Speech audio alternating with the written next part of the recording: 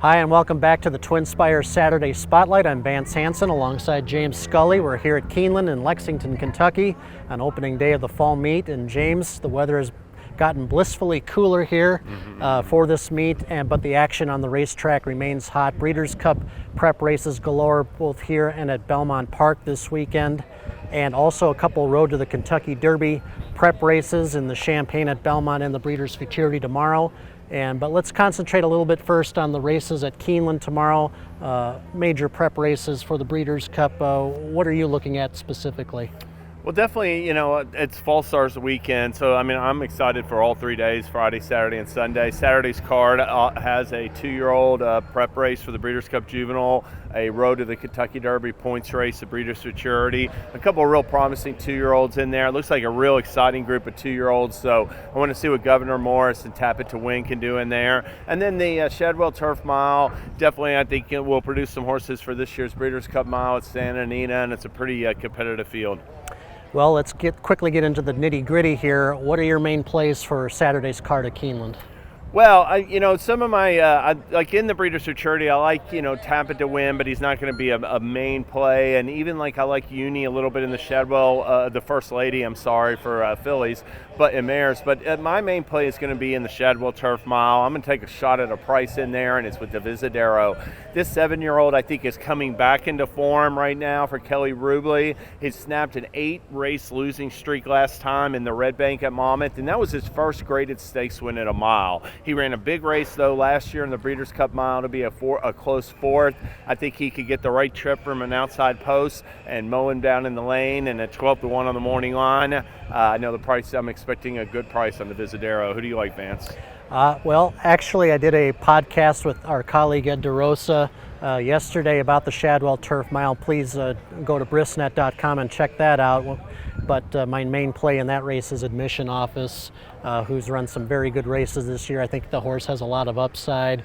He's been off since June when he was a belated third in the Wise Dan. I think he can do a little bit better in this race, especially if he gets a bit of a pace up front. My other plays this on Saturday, the Breeders' Futurity you mentioned. I kind of like Ajaweed, Shadwell Farm. Kieran McLaughlin broke his maiden impressively at Belmont, second time out. He's by Curlin. I think he's going to do very well on the stretch out to 2 turns. And another horse I'm looking at on the card is in the Thoroughbred Club of America, Shalone.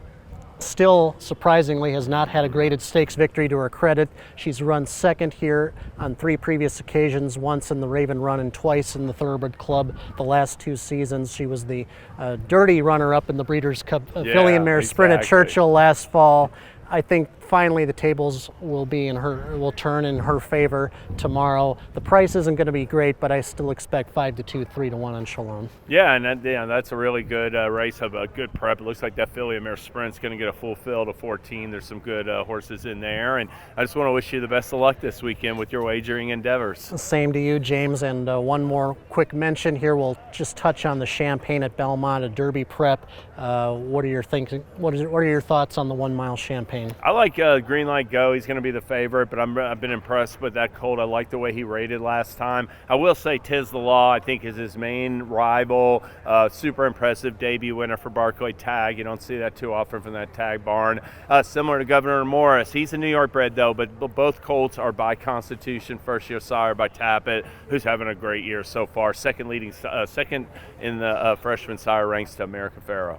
Yeah, I'm with you on this. Green Light Go so far is the most impressive juvenile I've seen race so far this year. Very impressive winner of the Saratoga Special. He was scratched early in the day on Hopeful Day at Saratoga due to the sloppy track. Trains up to the Champaign. He's just a very well-built colt. Looks like he's going to take to longer distances, and I think he's very impressive, and I hope to see him run well on Saturday and in the Breeders' Cup. So good luck to everyone watching Keeneland and Belmont this weekend. This has been the Twin Spires Saturday Spotlight. We'll see you next week.